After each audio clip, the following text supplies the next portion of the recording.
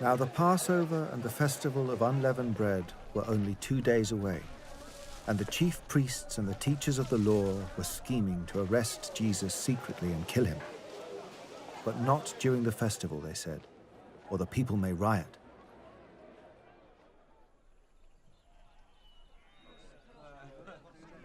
While he was in Bethany, reclining at the table in the home of Simon the leper, a woman came with an alabaster jar of very expensive perfume made of pure nard. She broke the jar and poured the perfume on his head. Some of those present were saying indignantly to one another, "Why this waste of perfume? It could have been sold for more than a year's wages and the money given to the poor." And they rebuked her harshly. "Leave her alone," said Jesus. "Why are you bothering her? She has done a beautiful thing to me. The poor you will always have with you, and you can help them any time you want, but you will not always have me. She did what she could. She poured perfume on my body beforehand to prepare for my burial. Truly, I tell you, wherever the gospel is preached throughout the world, what she has done will also be told in memory of her."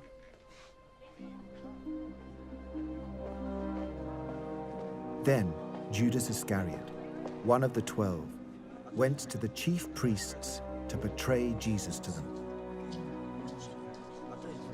They were delighted to hear this and promised to give him money. So he watched for an opportunity to hand him over.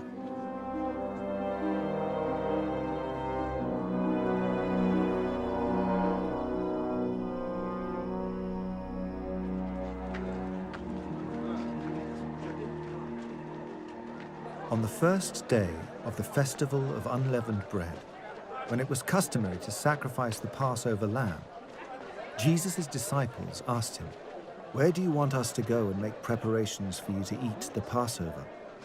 So he sent 2 of his disciples, telling them, "Go into the city, and a man carrying a jar of water will meet you. Follow him. Say to the owner of the house he enters, 'The teacher asks, where is my guest room, where I may eat the Passover with my disciples?' He will show you a large room upstairs, furnished and ready. Make preparations for us there." The disciples left, went into the city, and found things just as Jesus had told them. So they prepared the Passover. When evening came, Jesus arrived with the 12.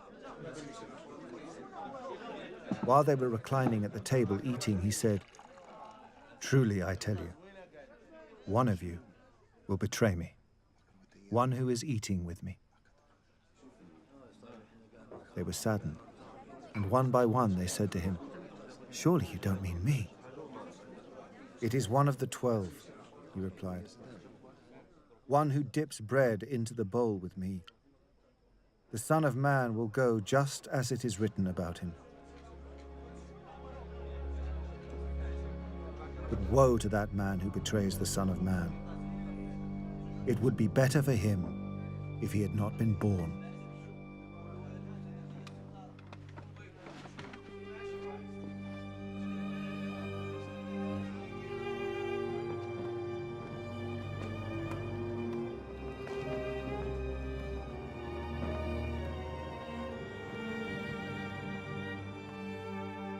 While they were eating, Jesus took bread, and when he had given thanks, he broke it and gave it to his disciples, saying, "Take it, this is my body."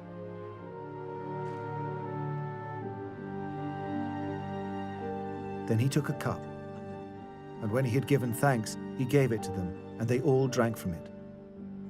"This is my blood of the covenant, which is poured out for many," he said to them.